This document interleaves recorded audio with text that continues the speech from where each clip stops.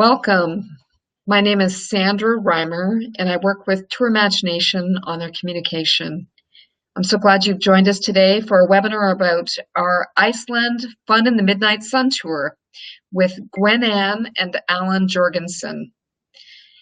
Alan is currently on sabbatical from Martin Luther University College, and Gweanne is a senior project manager with Habitat for Humanity in Waterloo, Ontario.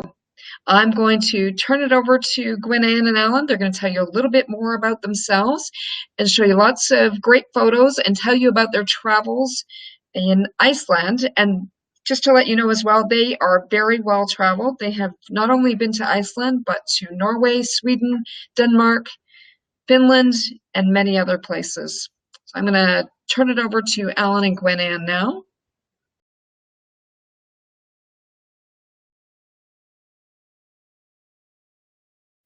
Hello, I'm glad you could join us for this webinar today. I'm Gweanne Jorgenson, and I've been married to this lovely man for 32 years today. It is our wedding anniversary, so we're pleased to be able to be together and do something different and exciting on our wedding anniversary. And I am, as Sandra said, I work as a project manager with Habitat for Humanity Canada, and together we have daughters who have also been active travelers and have enjoyed the lifestyle that we've enjoyed through our years as travelers. Hi, thanks for joining us. We really appreciate that you took some time to be with us today to learn a little bit more about this wonderful land of Iceland. As was mentioned, I teach at Martin Luther University College. I am on sabbatical and will be on sabbatical during the tour, so I should be well rested and ready to engage this lovely land when we travel through it. What can I tell you about myself? I teach theology, religious studies, a bit of religious history. I like arts, do a little bit of painting. I like to do some poetry, do a bit of creative writing. If you're interested in what I write, the kind of things I'm interested in, you might check out Still Voicing is the name of my blog. If you Google Jorgenson and Still Voicing, you'll find it. You can learn a little bit about me there, but let's start talking a bit more about Iceland. So we've made 3 trips. Alan's made 3 trips to Iceland, and I've been there twice. It's a country that's so intriguing that we want to keep going back, and it's probably a country that we most often say to other people, you need to explore this land because it's unusual. Let's start with the slides. So most people know of Iceland's Blue Lagoon, and for good reason. This geothermal spa, some 45 minutes from Reykjavik, is in the midst of a lava field where the stark beauty of rugged rocks meets the magic of sky and water. Here, salt waters soothe, the air intoxicates, and you'll know that you've made the right choice to come to Iceland. The landscape is volcanic, and the sky, well, it's really low. And often you'll smell this hint of sulfur in the air. And with that, you'll know that close by, there's an opportunity to explore a bubbling hot mud pot, or perhaps even a geyser. Now, as you leave from the airport and travel into Reykjavik, the first thing you're going to start to know is to look at street signs. The language is quite unusual. It is a combination of, it's a Nordic language, it's a combination of Old Norse and Danish. Now, I speak and read a bit of Danish, but that has been of no help to me in trying to understand how to read and pronounce Icelandic words. So we're going to have some fun every day on the tour trying to see who can come up with the best pronunciation of different words. Naming is also an interesting thing in Iceland. Our eldest daughter, whose name is Annalise Jorgenson, if she was in Iceland, she would be named Annalise Allansdottir. She would not continue to carry the surname that runs from generation to generation. But for some modern families, Annalise would actually be called Annalise Gweannesdottir. So that's an interesting twist. During our first visit to Iceland in December 2011, in the winter, we worshipped on Christmas Eve at this beautiful Icelandic landmark. It really is stunning. The architecture of the church, both inside and outside, is unbelievable. There's an elegant simplicity, as you see, in the way the whole building is constructed. The polished rock floors ground the simple columns holding the roof aloft. You'll discover that the churches in Iceland manage a mysterious blend of old and new, inviting us to think about how faith looks both forward and back at the same time when it's lived with integrity. If you wish, in our tour, there'll be opportunity for worship so that you can hear language patterns as you explore the sacred. I'll also be happy to talk a little bit about the introduction of Christianity to Iceland in the Viking era. I can also speak a little bit about some of the current research and writings I'm doing with Anfrida Gudmundsdóttir, who lives in Reykjavik, and with other theologians from Scandinavian nations concerning contemporary challenges to theology.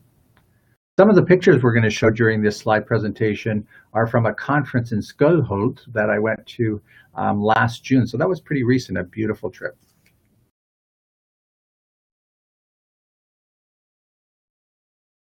We're going to tour Iceland. Sorry about that. We're going to tour Iceland in a clockwise direction.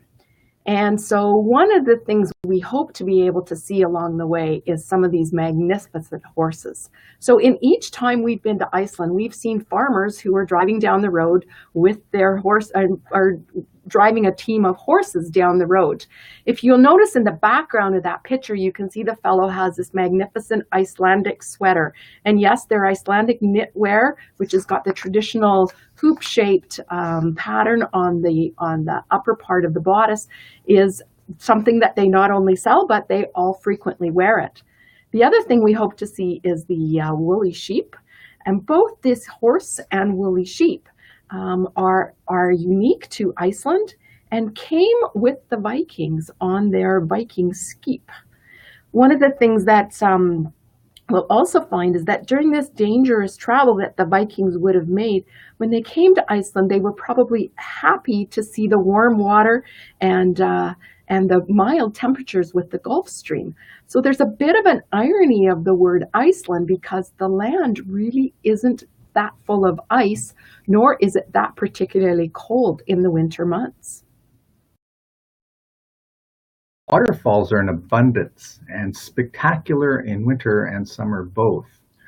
Our second trip to Iceland was in July 2012. We drove the circular route in the opposite direction of what this tour will be going.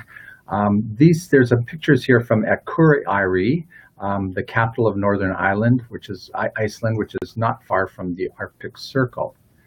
This city of 18,000 or so has a year-round ice-free port, although it's on the north side where it's a bit colder. And it makes it a really important commercial hub for that part of Iceland. Troll statues aren't uncommon, and there's stories of the 13 days before Christmas when trolls visit the village and cause a little havoc. It's interesting to note that 85% of Icelanders are reported to believe in mythical creatures. Perhaps we'll have opportunity to encounter a few of these mythical creatures in our travels around. Maybe. Iceland has become the leading nation in its ability to harness the geothermal activity of power generation and heating. We will visit these fields and learn more about their processes. Oh, and we'll also have a chance to be midnight photographers. This picture was taken at 11:30 at night on July 15th. The trip is intentionally timed so that we can take in the longest day of the year, the summer solstice. Now, it's the longest day of the year, and in the summer, but it's not the warmest time of the year. Summer is not typically really warm in Iceland. Peak temperatures are averaging around 18 degrees Celsius, and the wind from the north can be cold, so you'll want to think about having several layers, or perhaps you'll need to buy one of those Icelandic knitwear sweaters as I did on our trip here. I remember when we traveled in July, we were traveling one day and all of a sudden our car beeped because the car told us it was 4 degrees Celsius. It's time to put on winter tires. So that was in the middle of July. So you can have some coolish days, but it warms up a bit during the day. So speaking of cold, for those who've not seen or touched an iceberg, this glacier might be a highlight of the trip. Huge icebergs bob around in a glacier lake and are trapped from their passage to the ocean by a narrow channel. Each have their unique color and shape. Birds and seals and some zodiac boats also float among these icebergs. Speaking of birds, puffins are in abundance along the southeast coastline, and they're just absolutely adorable. Here is the beach at Vik. Yes, it's black as night.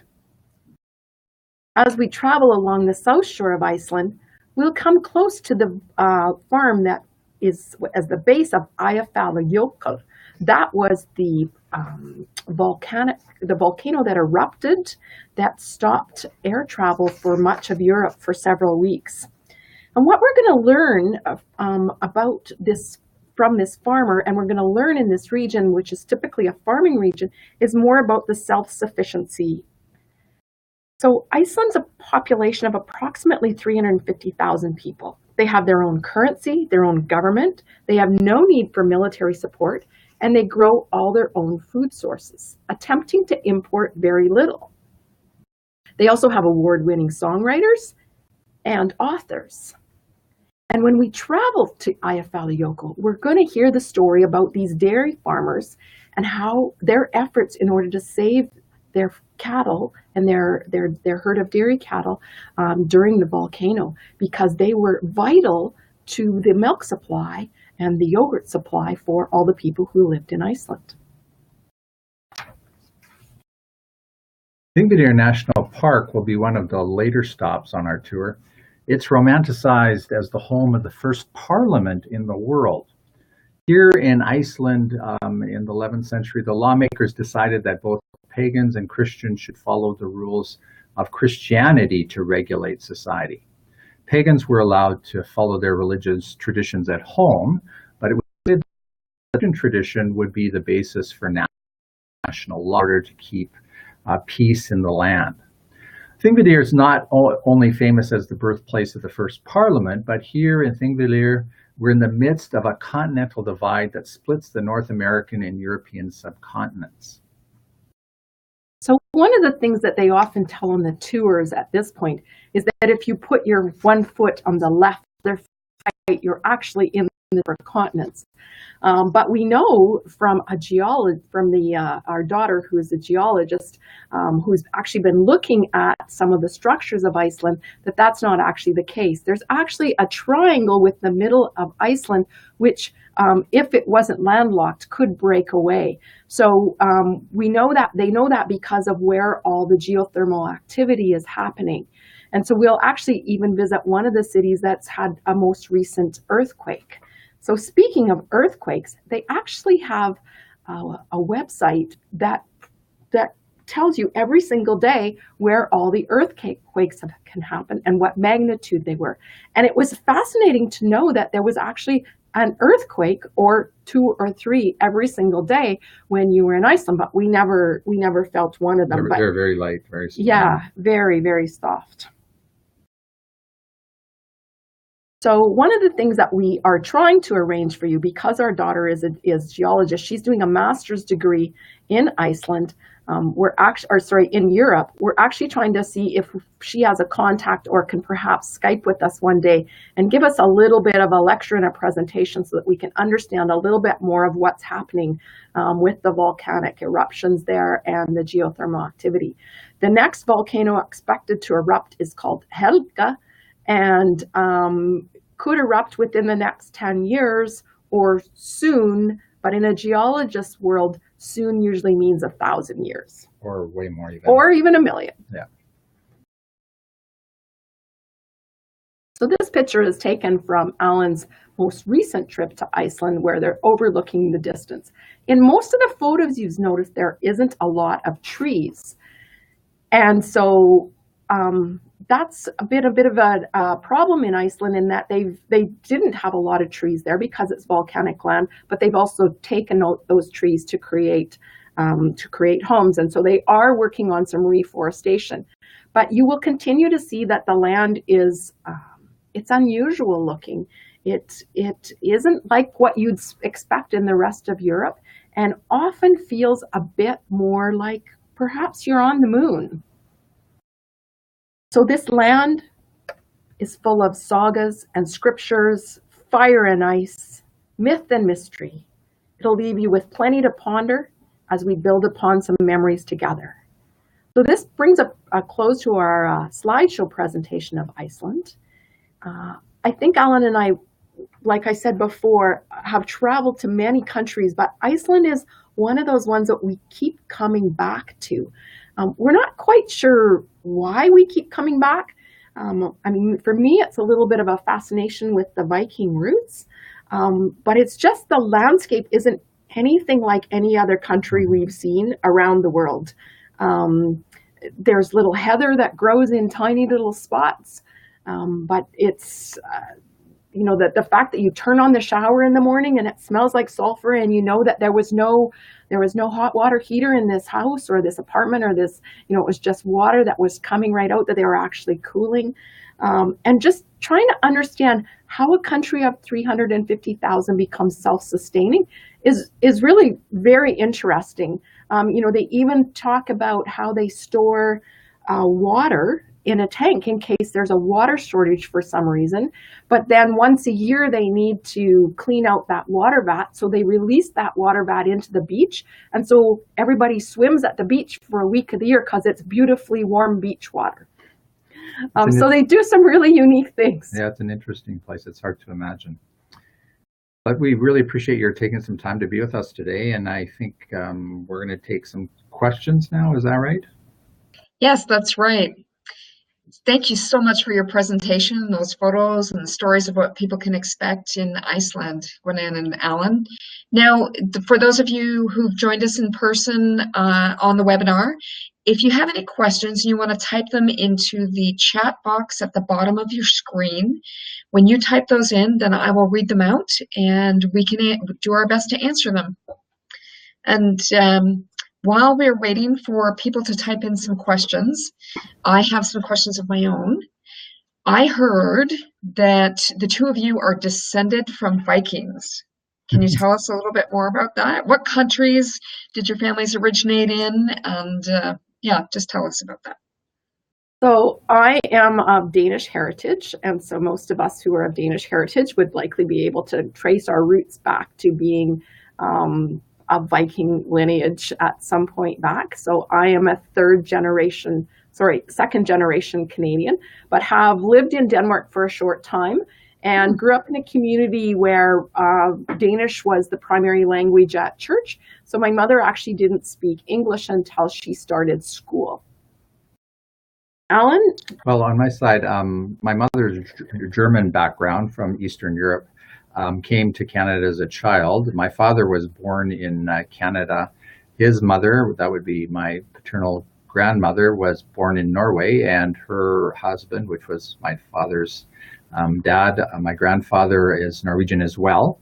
So I guess I'm kind of half Viking-ish. The folk in Iceland helped us to understand a little bit the history of the Viking movement, and it was largely from the Norwegian side moving across. Viking is a kind of a complicated phenomenon that spread across all the Nordic Scandinavian countries in particular. They traveled in many directions, very mobile people.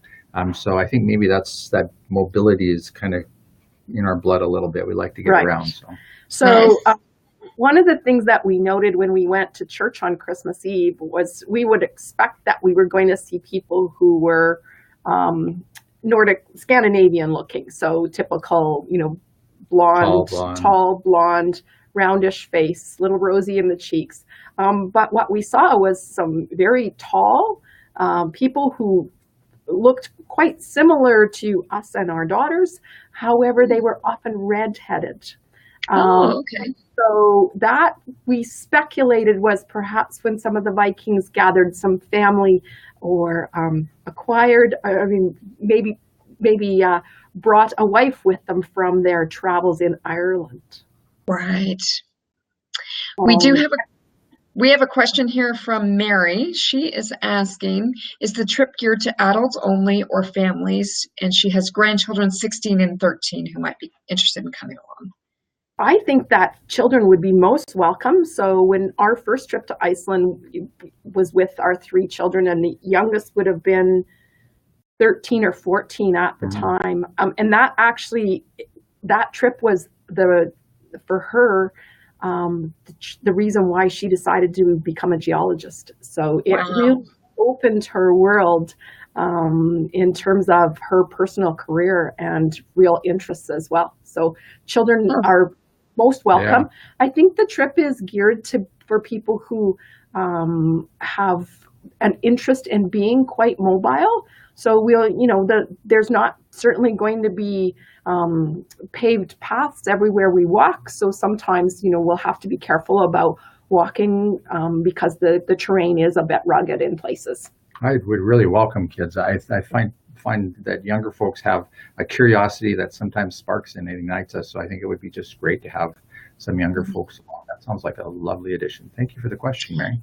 Yep, and if that kind of thing is shaping up on our end at TourMagination, we're also willing to make sure there's enough activity and interesting things for kids. We're happy to adjust the itinerary just a little bit to make sure kids feel welcome and included, and that there's enough interesting activity for them. And I think that's the beauty of a small group trip, is we can figure out ways to accommodate the people's interests each day. Right, once we know who's registered prior to. Yeah. That's good. And how long does it take to fly to Iceland from, let's say Toronto or, So there's a direct flight that goes from Toronto right to Keflavik Airport. Interestingly, if you're going to when you book your flight, you'll need to note that there is actually an airport called Reykjavik Airport, but that's not the international airport. You're going to want to make sure that your flight goes to Keflavik Airport. And from Toronto, I believe that's a 5-hour flight. Yeah, just a little under. Yeah, right. It's not a terribly far flight. Right. Huh. There's 2 major Icelandic airlines that fly there. There's Iceland Air and WOW Airline. WOW Airline is a discount airline. They're both, I've traveled on both. They're both fine. Just if you're going to travel with WOW, you want to be mindful of what you can and can't bring, and you have to pay some extra fees for this and that. So we found Iceland Air to be also quite a good flight. But one of the things you'll note when you get to Keflavik Airport is that it'll be crowded. It's a small airport, and it has become a major route destination for people going to Europe, and so you'll have to go through. So there's a lot of people in that airport. So that airport is crowded, and sometimes flights are slightly delayed because they're trying to move people in a really small space, but not significantly. Now, what's the food like in Iceland? What would be traditional Icelandic food? So I would say it would follow the palette more around what you'd see in other Scandinavian nations. So they will certainly eat open-faced rye bread sandwiches with smoked salmon on, or a meat dish on. The vegetables, the variety would be a bit limited. So there are going to be a lot of root vegetables. And there'll always be cucumbers and tomatoes because there's a huge greenhouse there that grows cucumbers and tomatoes hydroponically. They have a lot of soups, a lot of stews, a lot of breads. Right. When I was in Iceland last time for one of our meals, we went to a greenhouse that just grew tomatoes. It was huge, just rows and rows of tomatoes, and the food was all tomato soup, tomato this, tomato that. And they took us on a little tour to show how the tomatoes were grown, and they had these beehives that are there for pollinating, and it was really fascinating. But yeah, they're able to do a lot more with greenhouses as years go by, as they develop the technology. The food, there's a lot of fish. Fish is important. Lamb is big. Yeah. I think one of the things that Iceland has also been famous for is there's a fair number of 5-star Michelin chefs who come out of Iceland. So when we were there on Christmas Eve, we had the opportunity to eat at one of the very few restaurants that was open, that was probably one of the most exquisite meals we've had, and certainly the one that our girls always talk about when they remember it was a smoked salmon soup was just incredibly good. And one of the things they try to sort of use is some of the local herbs and things like that as well. Yeah. Nordic nations are working hard at the look of war kind of thing and using local stuff. When we were in Norway, we went on a tour there where we did a pilgrimage and walked for 14 days through the middle of Norway. And at one of the places we stayed, the chef was Icelandic. Right. The food was just exceptional. Mm-hmm. Wow. So what are some examples of Icelandic herbs? Like, how is it different? Like, what's the flavors like that? I don't think the flavors were that unusual, but there'd be little garnishes that were edible edible flowers or something that were seasonal that would be on the side of your plate. Right, but you can still, if you have a limited palate and you want to eat North American food, that's still available. You can still get hamburgers and that sort of thing. So I think there's really food for both. Right. Right. But not spicy curries or things like that. And we're not vegetarians, so we don't completely know what the restaurants would have had in terms of vegetarian fare. Mm-hmm. But I know that they've had so many tourists coming in the last years that they certainly will be able to accommodate all sorts of dietary needs. Mm-hmm. That's great. I'm trying to think of, I hear that Icelanders are really good at storytelling and myth and that kind of thing. Can you share your perspective on that, kind of things you've heard, things you've seen? So one of the campgrounds we were at, we happened to meet up with an Icelandic man who is an exceptional storyteller. He was one of the ones that told us about all the trolls that we would find on this walk we were going on. And he could just do it with a completely straight face, making you completely believe that he was one of these people who believed in all these mythical creatures. And so, that he's the one who said 85% believe in that. I read that elsewhere too. Yeah. So we asked him about why there was no oil exploration going on, and he said it's because of the sea creatures and particularly the mer creatures who they didn't want to disrupt. But with that, he was such a good storyteller that it really felt very real. But they also have many stories around the sagas, the Viking sagas. So my goal is to learn one of those or two of those Viking saga stories and be able to tell you little clips about that story as we journey along each day. So there's the set of Viking stories that scholars use to kind of get a picture of what the Viking world was like was written by a writer in Iceland. So that the sagas come from Iceland that help us to understand all of Scandinavian the mythical world. And for those who are Canadians who are joining the tour, I found it fascinating to be in one of the museums, and the story that they told about their travels was exactly the same story as we had at the Viking settlement in Lancel Meadows in northern Newfoundland. So it was really fun to see the connection between the two countries, and that the dialogue was exactly consistent. Yeah, it is a kind of a blend of it feels different than Europe in many ways, and it's hard to put a finger on it, but it's a remarkable place. That's great. Well, does anyone else have any questions? Feel free again to type them into the chat box at the bottom of your screen. I'll wait another minute or two, and then we will close up. And the next thing to do is look at that tour itinerary again and decide, are you going or are you staying home? Oh, you got to go. It's going to be great. Iceland should be on everybody's bucket list. It really is a country worth exploring. Yeah. Great. Well, thank you so much for your presentation today. It was very informative and interesting, and I think people who will travel with you would have a really great time. Thanks again for taking time to be with us today. You're welcome. Bye now.